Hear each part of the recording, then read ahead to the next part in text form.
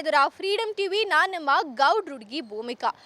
ಎಲ್ಲ ವರ್ಷಗಳಂತೆ ಈ ವರ್ಷ ಕೂಡ ಸರ್ಕಾರಿ ಮಕ್ಕಳು SSLCಯಲ್ಲಿ ಟಾಪರ್ ಆಗಿದ್ದಾರೆ. ಇದು ಒಂಥರ ನಾವೆಲ್ಲರೂ ಖುಷಿ ಪಡೋ ಸುದ್ದಿನೇ ಹೌದು. ಆದರೆ ಈ ಪ್ರೈವೇಟ್ ಸ್ಕೂಲ್ಗಳಲ್ಲಿ ಯಾಕೆ ಆ ಲೆವೆಲ್ಗೆ ರೀಚ್ ಇಲ್ಲ? ಆಮೇಲೆ ಇನ್ನೊಂದು ಪ್ರಶ್ನೆ ಏನು ಬರ್ತಿದೆ ಅಂದರೆ, ಈ ಪೋಷಕರು ತಮ್ಮ ಪ್ರೆಸ್ಟೀಜ್ ಪ್ರಶ್ನೆಗಾಗಿ ಮಕ್ಕಳನ್ನ ಪ್ರೈವೇಟ್ ಸ್ಕೂಲ್ಗಳಿಗೆ ಸೇರಿಸ್ತಾ ಇದ್ದಾರಾ? ಏನು ಕತೆ?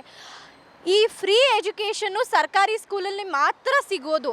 ಅಷ್ಟೆಲ್ಲ ಸೌಲಭ್ಯವನ್ನು ಸರ್ಕಾರ ಕೊಟ್ಟರೂ ಸಹ ಯಾಕೆ ಈ ಪೇರೆಂಟ್ಸ್ಗಳು ಮಕ್ಕಳನ್ನ ಪ್ರೈವೇಟ್ ಸ್ಕೂಲ್ಗೆ ಸೇರಿಸ್ತಾರೆ? ಆ ಪ್ರೈವೇಟ್ ಸ್ಕೂಲ್ಗಳಲ್ಲಿ ಓದೋದು ಕಮ್ಮಿ ಆಗಿದೆಯಾ? ಕರಿಕ್ಯುಲಮ್ ಆ್ಯಕ್ಟಿವಿಟೀಸ್ಗಳು ಜಾಸ್ತಿ ಆಗಿದೆಯಾ? ಅಥವಾ ಯಾವ ಕಾರಣಕ್ಕೆ ಅಂಕಗಳು ಕಮ್ಮಿ ಬರ್ತಾ ಇದೆ ಈ ಪ್ರೈವೇಟ್ ಸ್ಕೂಲ್ನಲ್ಲಿ ಓದುವಂತಹ ಮಕ್ಕಳಲ್ಲಿ? ಹಾಗಾದರೆ ಇದ್ರ ಬಗ್ಗೆ ಆ ಪೋಷಕರನ್ನು ಕೇಳ್ತಾ ಹೋಗ್ತೀನಿ, ಬನ್ನಿ. No, I can understand Kannada, but not. I cannot talk. It's okay, ನಿಮ್ಮ ಲ್ಯಾಂಗ್ವೇಜಲ್ಲೇ ಹೇಳ್ಬೋದು. Okay, private school because there are many facilities okay, and curricular activities they are providing. In government, mostly hygiene, and I don't know about teachers. So in private mostly well educated and they select teachers well trained. In government I'm not sure how it is, because when we were in the government school how our teacher were, so according to that we'll prefer for private school. what do you tell, madam? Same like that only. Okay. But what is lacking in private school when it comes to the marks? Lacking means what? We can tell. Means they will not get any stage daring, I think, Okay. in a private school. But in this one school we can get the more. Tell.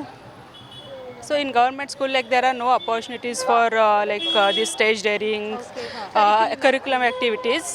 In private school, they force to kids, like they will give chance to every kid.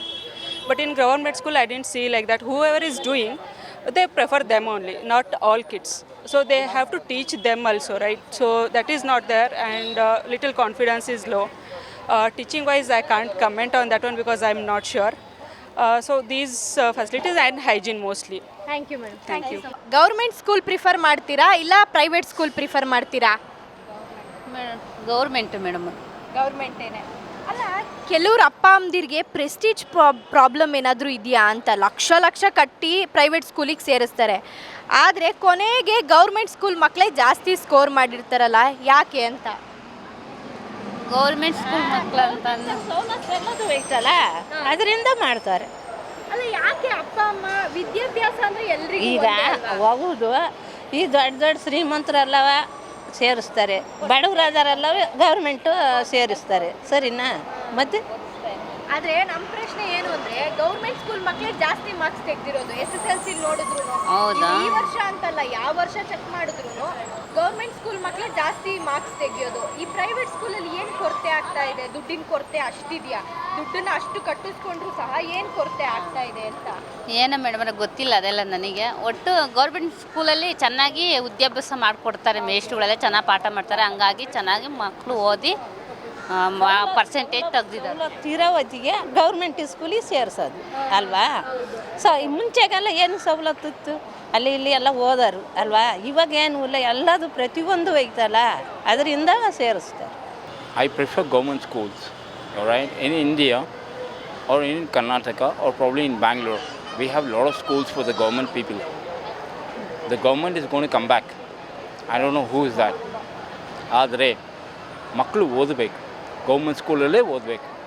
Private school ಬೇಡ, donation ಕಟ್ಟಬೇಕು, ಆಮೇಲೆ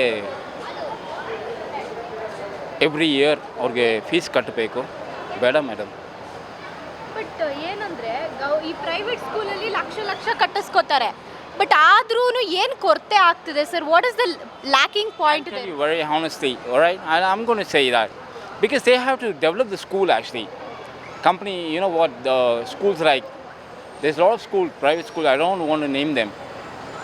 ಆದರೆ government, private schools, donation ಮಾತ್ರ they ask.